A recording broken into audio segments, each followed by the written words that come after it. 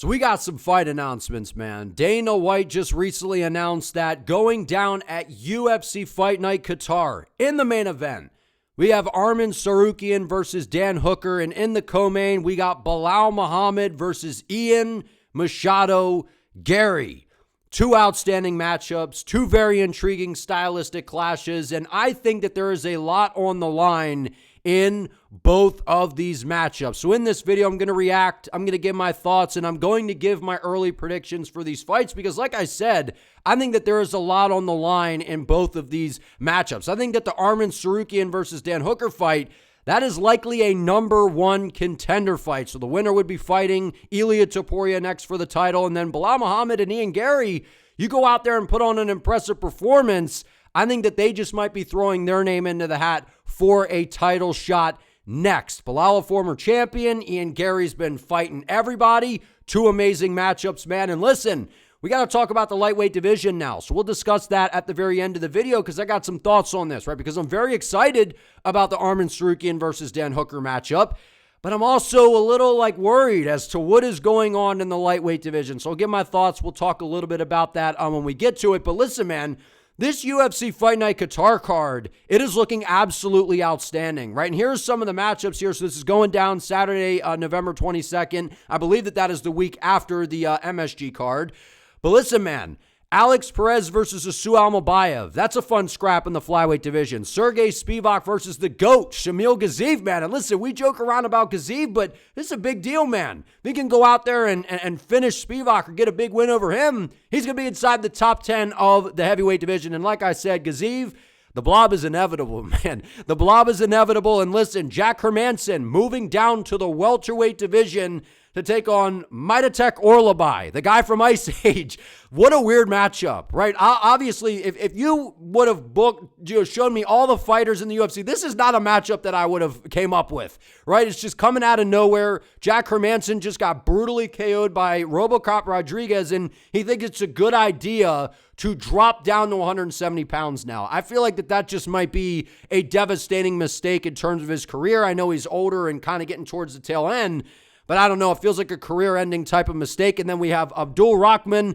in there against Rafael Siquiera, basically the layup that the UFC tries to give guys in order to get in the win column when they're new to the UFC. And then we got Felipe Lima versus Daniel Marcos. Hey, man, that's a fun fight here. Felipe Lima, right, looking to kind of get back out there and go out there against a pretty game guy and Daniel Marcos. So that's a fun matchup. We got the grappling of Lima, the improved striking, and then kind of the durability and the well-roundedness of Marcos. And then we got Denzel Freeman. I don't even know who the hell they are. But the point is, we got some good fights on this card, man. But listen, main event, Arman Tsarukyan versus Dan Hooker. I think that this is a very interesting fight, right? And like I said in the beginning of the video, I think that the winner of this is probably going to be fighting Ilia Topuria next in maybe early next year, middle of next year, whatever, for the lightweight title, right? We knew that Arman Tsarukyan was going to have to go out there and get a win. And, the UFC, Dana was pretty vocal about that from when he pulled out of UFC 311. He's like, we're not just going to throw him in there. Waiting as the backup at UFC 317. So Arman's kind of worked his way back into the good graces of the UFC, but they're like, nah, you got to go out there and you got to get a win, because the last time we've seen Arman Tsarukyan inside of the UFC octagon was UFC 300 against Charles Oliveira. A lot has happened since then, man. A lot has happened since then. Obviously, he was supposed to fight at 311 and he pulled out. So it's not like he's been inactive in terms of fighting, but he's been doing these grappling matches. He was in a camp. He was training with Khamzat Chimaev, which I don't know how many people are going to talk about that. I feel like that is something that is going to be incredibly beneficial for Arman coming into this fight, because Dan Hooker, he was supposed to, I think, fight Justin Gaethje, right? He pulled out of the fight. Rafael Fiziev stepped in to fight Gaethje. So these are guys that, while they haven't been super active recently, they have been preparing for fights. So both guys have been out for a while. Hooker's coming off of that crazy, chaotic fight with Mateusz Gamrot. And listen, MMA math, people are going to be like, well, Gamrot, he lost to Hooker and he has a win over Arman Tsarukyan. But at the end of the day, that Tsarukyan fight, I thought Arman won that thing, right? And Arman Tsarukyan's made a lot of improvements. And I think from training with Khamzat Chimaev and being in camp with him, working with Sam Calavita with the strength and conditioning, I think we're going to see the best version of Arman Tsarukyan that we've ever seen. And honestly, I think he's going to make this look pretty easy against Dan Hooker, man. Like, I think in the first round, it'll be a little testy because Dan Hooker, he does pretty well against these, like, stout kind of guys that like to move forward, like to try to get a hold of them, like to kind of throw down. Dan Hooker doesn't shy away from that. Dan Hooker is a BMF type of fighter, man. Like, think of all the crazy fights he's been in. The Gamrot fight, the Dustin Poirier fight, the fight with Jalen Turner. This is a guy that is looking for a scrap. So he's going to come out here and he's going to look to get in the face of Arman Tsarukyan, try to throw, nasty shots on him, that knee up the middle. I think that that's something Dan Hooker is going to look to weaponize, knowing that Arman Tsarukyan is probably going to want to get to the grappling in this fight. But I just think that there's too big of a gap here, man, when it comes to the grappling. I think Arman Tsarukyan is way better than Dan Hooker on the ground. I know Dan Hooker's got some submissions that he can use, whatever, and he showed improved takedown defense, a guy like Gamrot, but it's a different kind of ball game because with Matthew, right, when he takes you down, you could just explode back to your feet. You're not worried about getting submitted. You're not really worried about getting ground and pounded out. That's a problem, man, against Arman Tsarukyan because Arman has some of, if not the best ground and pound in the UFC right now. Without question. And he's been doing all these grappling matches. Like I said, he was training with Hamzat, for a while there. I think his grappling is going to look better than it's ever looked. His striking has came a long way. We saw in the Dariush fight, he was landing some nasty shots. We saw him throwing some shots against Charles Oliveira at 300. I feel like Arman is just, for a guy that's in his prime, while he's been inactive, there's been all this drama going on, him getting a title shot, not getting a title shot, needing this, needing that. I'm glad that we have him on the books, man, because people were talking about this fight happening. This was kind of rumored, and then it kind of faded away, and now here we are. This is an amazing matchup, man, because Dan Hooker, he's not going to back down. He's going to move forward. There's some bad blood here. These guys have been kind of running their mouths at each other, taking shots at each other. This is a fight Dan Hooker wanted. He wanted to be in there with a guy that a lot of people think is the biggest threat to Ilia Topuria in this division now that Islam Makhachev is gone. Sign me up, man. I think that this is a banger. I think it's competitive in the first round, but I think once Arman gets this thing to the ground, dude, I just think it's going to be a problem for Hooker. The ground and pound that Arman brings, I think he has the submission threats as well. Just everything combined when it comes to the grappling. I don't know, man. I feel like it's a huge advantage on the side of Arman Tsarukyan, and working with Sam Calavita, like I keep saying it, but that camp with Hamzat, man, like I just feel like we're going to see the best version of Arman that we've ever seen. I just feel that. I know he's traveling around. Arman's got all the money. Like, he's just a guy that he says he likes to just do this for fun, doesn't take it too serious. I kind of believe that, but I think Arman takes it serious. I think he's got this kind of pissed off energy to him to where he's like, man, I wanted to fight Ilia Topuria. I want to get that matchup, man. I want to go out there and I want to be the guy not eat Ilia, but the way Arman's been eating on social media, maybe he does want to eat Ilia.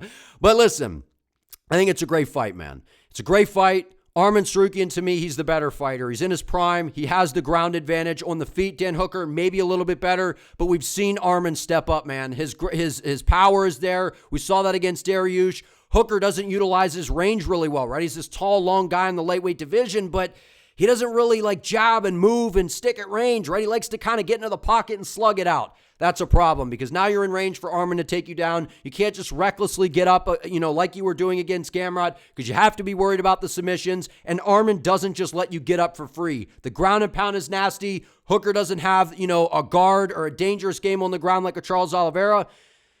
I'm going to say third round TKO stoppage by Arman Tsarukyan. I think it's a competitive first. We start to see the tides turn in round 2 and round 3. Arman comes out, maybe tags him on the feet, gets him down, butchers him on the ground with some of those nasty elbows. Give me Arman Tsarukyan, third round TKO ground and pound stoppage. Absolute savages, though. Like I said, Dan Hooker, he wanted to fight everybody. He's like, give me Holloway, give me Oliveira, give me this guy. We know Dan Hooker will fight anybody. This is an amazing matchup, man. And shout out to Arman for getting in there, making this thing happen. Because like I said, I think that the winner of this, they're going to be fighting for the title next. Amazing matchup. Give me our early prediction. Arman by third round, ground and pound TKO stoppage. Next, Belal Muhammad versus Garry. To me, this one is a lot harder to pick. It's a lot harder to pick. Not because I'm writing Dan Hooker off. I think that there's just a little bit of a skill gap in a certain area in that fight, where this one, man, I got questions because Belal Muhammad, I feel like people are going to be quick to write him off because he got boxed up by Jack Della Maddalena, right? And I didn't think it was that close of a fight. I think it was at least 3-2 JDM, 4-1 JDM, whatever the scorecards were. The bottom line was Belal went in there and he showed out, right? A lot of people didn't think that he could go in there and take shots from JDM. He went in there and put on an absolute war, right? He didn't have success with the wrestling, kind of got away from it in that fight, right? And I feel like a lot of that had to do with the footwork and the movement and the things that Jack was doing. So all the credit to Jack Della Maddalena. But I feel like that was a good learning opportunity for Belal Muhammad. I feel like he's not going to get away from kind of who he is, a guy that's improved with his striking, but has that pressure and the grappling that he can really threaten. The problem with Belal, he doesn't have the best ground and pound. He doesn't really have a submission threat. So guys, especially like at JDM, they're just not going to be scared of getting taken down, right? You're basically scared of getting fatigued against Belal when it comes to the grappling, right? So Ian Garry, I don't think he's going to be worried about going to the ground with Belal in this fight, right? And if you just remember the fight before the JDM fight, Belal went out there and completely dominated Leon Edwards and dumped him on his head, absolutely embarrassed him in that fight, made it look like Leon's never grappled a day in his life, right? But we saw Leon kind of at times he was looking helpless, but then he would work back to his feet. He was, just had no success really against Belal. Did towards the end of the fight, landed a good elbow and stuff, but Belal was just marching him down, making him uncomfortable, and that's that smothering, pressure-based game that he brings, right? And he has the threat of the grappling, and the fact that his hands have gotten much better, it's opened things up for Belal. But the realization, that you have to come to, Belal doesn't have a ton of power. He doesn't. I know he TKO'd Sean Brady. I know that he does have that sneaky kind of power where if you completely write off his striking, he can kind of sting you with something. But I think that this is a very hard fight for Belal. While I think people are going to overlook him because he lost to JDM, they're going to be like, he's older, he's done. Gary's tall and rangy, and Gary's coming off of a very impressive win over Carlos Prates. Going out there, right, the only guy in the UFC to beat Carlos. So that win has aged really well. And I know the 5th round, it was a disaster for Ian Garry. It was looking bad. He almost got finished. But before that last round, he was completely controlling the fight. And what we've seen from Ian Garry, even in the MVP fight, I know MVP's grappling, takedown defense isn't very good. We've seen that Garry has improved in that area. So even if Belal does come out and take him down, can he hold Ian Garry down? I don't think he can. I think Garry works back to his feet. He's got that tall, wiry frame. He's tricky. He's rangy. He's got front kicks. He's got the leg kicks. He's got decent boxing. I just don't know that Belal really has the tools to be able to hurt Garry and, kind of keep him, I don't know. Like, how does Belal win this fight? Move forward, pressure the heck out of him, make him tired, take him down, control him, basically like what he did to Leon Edwards. But I think Ian Garry is better than Leon in the aspect of the lateral movement. He's got the kicks to the body. Ian Garry, while he's not knocking everybody out, he is still live to knock somebody out, man. He's got a nasty pull counter right hand. I know his defense isn't the greatest. He's got that tall man defense. Those kicks are nasty. And those calf kicks I feel like are going to be a weapon for Garry, man. And the improvement in the ground skills, I mean, he's more of a threat on the ground, I think, than Belal a little bit, right? In terms of finishing the fight with a submission, training with Charles Oliveira, he's really been leveling up his jiu-jitsu game. But I feel like Belal, people are going to write him off, man, and I don't think he's done yet. I think early lean, I am going to go Belal Muhammad. Early lean, and I'm going to say he wins a decision here, but I think that this is going to be a super competitive fight, man. It's going to take the best effort from Belal Muhammad, I think, that we've ever seen in order to beat Ian Machado Garry, because I think Ian at this point is better than Leon Edwards. I believe that. In terms of the striking with the grappling, I would say Leon might be a little bit better, which is what kind of makes me think that Belal can win this fight. Is I think Leon is probably a better overall grappler than Ian, but I think Ian has definitely improved. But it's the trade-off of this wiry, lanky, awkward, kind of guy on the feet that can play the range game, has really good kicks. Ian's been in there with a guy like Shavkat who, kind of has to utilize the fence to really get to his game. Belal's different, man. He could take you down out in space. He could pressure you up against the fence. His hands have gotten better. I just worry about the range for Belal in this fight, man. I think it's going to be a little bit of a problem. The kicks are going to be an issue. But we know Belal has high fight IQ, man. He does. He understands how to break these guys down. He's always training. And both of these guys, dude, are absolute savages. They are wanting to fight everybody. Belal was like, give me Usman. Gary's like, I want Covington. I want this guy. I'll step in against Prates. These guys are savages. So why not throw both guys in there together against each other? I think whoever wins this throws their name right into this, the opportunity for fighting for the title. I know we got Islam versus JDM, which I believe is the week before that, right? So that'll add even more to this. So I feel like the winner of this, if Belal can go out there and dominate Garry, I think that he could fight for the title next. And if Garry can go out there and add the name of Belal Muhammad to his resume, a former champion who dominated, Leon Edwards and went on a crazy win streak in the division, That would be the biggest win for Ian Garry of his career, added on to the protest victory. He went tooth and nail with Shavkat Rakhmonov. Given that, Shavkat's been inactive and all that stuff going on there, the door is open here. I think Belal Muhammad can go out there, pressure him, take him down while Garry will work back to his feet. Belal will land some shots. He will get ahead in terms of the volume. He will pressure him. He will wear on Garry. Give me Belal Muhammad in a very, very close decision, 29-28. I could see it even being a split decision, given how close I think it's going to be. Early lean, I do think Belal wins this, though. It's going to be a great fight, though, man. That's why, out of the two fights, I feel very confident in Arman. In this one, I'm not so sure, man. I feel like this is a real toss-up, a real 50-50. I will say this. If it plays out on the feet, I like Garry. I like Belal's boxing better. I like Garry's kicks. I like his range. I like his kickboxing. But I feel like the pressure in the wrestling is going to be something a little different that Garry hasn't dealt with at this point. So that's kind of where my head is at this point. Now, last but not least, let's talk about the lightweight division real quick, because I'm very excited about the Arman versus Hooker fight because, like I said, I think that the winner is going to fight Ilia next. However, when we got these announcements, there was the part of me that was like people were speculating on the line. They're like, is it going to be Volk versus Lerone Murphy? Is it going to be Ilia, UFC 323? And we have not heard a UFC 323 announcement, so it's still a possibility. But I have this bad feeling that the UFC is going to do Ilia versus Paddy Pimblett. I feel like they're going to do it because Paddy Pimblett, he is skilled. He's more skilled than what a lot of us, I think, originally thought in the beginning, including myself. I was like, look, this guy is chins up in the air. His striking, it doesn't look good. It looks muscle. But at the end of the day, his ground game is very, very high level. His striking is improving. And the way that he butchered Michael Chandler, whether you want to say Chandler is washed or not, there were a lot of people picking Chandler to win that fight. I thought Paddy Pimblett was going to find a submission, but he still got to finish. Right? So it was a very impressive performance. Considering the fight before that, Chandler just got ragdolled around for 25 minutes by Charles Oliveira, but Charles didn't finish him on the ground. I know he finished Chandler the first fight, but what Paddy did was an absolute butchering of Michael Chandler. And then you got Gaethje, who's basically like, give me a title shot or I'm done. I don't know how well that's going to go over with the UFC. And I said, basically, I'm like, Gaethje wants his title shot, whatever, go in there and got knocked out by Ilia Topuria. Because regardless of if either of these guys fight Ilia next, they are both getting knocked out by Ilia Topuria. They're not competitive fights. Paddy Pimblett is not nearly good enough on the feet, man. He's got way too many. You can't have gaping holes in your striking. And his ground game is not that much better than Ilia, if at all. Ilia's got a very good ground game, in case you haven't seen that by now. So Paddy, to me, is outgunned in that matchup. He gets brutally KO'd. Justin Gaethje, way too reckless, dipping his head, swinging these wild sling, ooga booga shots, open all day long to be knocked out. This is a disaster. So maybe the UFC goes this route to keep Ilia active. Maybe they go that route because they're afraid that Pimblett will lose to an Arman, or, maybe they do Pimblett versus Gaethje, even though Gaethje's like, I don't want that fight. It's disrespectful or whatever he said, giving me a fight like that, all he's done. And I get where Gaethje's coming from, but at the end of the day, we got to move this division along, right? And with Arman and Hooker being announced for Qatar, only 2 available top 10 lightweights are left without a fight.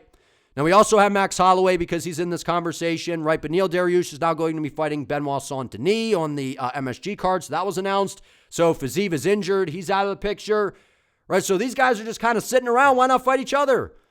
And I feel like the Ilia Topuria, he should fight the winner of Arman Tsarukyan and Dan Hooker, because Arman and Ilia, that is the fight that everyone wants in the lightweight division. Now, in terms of the build-up and the fun and all that kind of stuff, obviously we would complain about it because Paddy Pimblett does not deserve a title shot. Beating Bobby Green, the dead body of Tony Ferguson, an old washed-up Green as well, and then going in there and beating a rather washed Michael Chandler does not earn you a title shot. It just doesn't.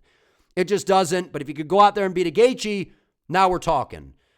But to me, if Arman goes out there and butchers Dan Hooker like I think he will, he clearly has earned the title fight. He clearly has. I think the UFC is going to look to probably shelf Ilia and give him the winner of that, and I think that they're going to force Gaethje to fight Paddy Pimblett. I hope that that's what they do, because neither one of these guys should be getting a title shot right now. I know Gaethje fought Fiziev, and, Hooker pulled out, and, if Gaethje was able to beat Hooker and that fight actually didn't fall apart, maybe Gaethje is getting a title shot. Maybe things are a little bit different.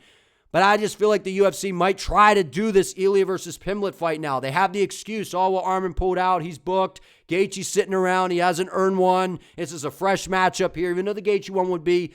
I could just see it, man, because it would be a big fight. Paddy talks, he's got a big fan base. I could see the UFC just trying to book this thing, man. But make no mistake about it, neither of these options is a close fight for Ilia Topuria. He brutally KOs both of these guys. They have way too many holes in their game.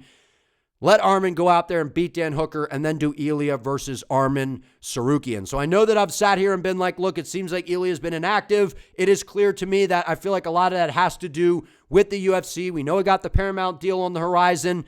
At this point, let's just have Ilia wait till next year and do Arman. If he could get through Dan Hooker, which I think he will, let's do Ilia versus Arman. That is the fight that everybody wants to see. I just got a sneaky feeling that they're going to try to sneak in this Ilia versus Pimblett fight, though. I do. Because it is a big fight.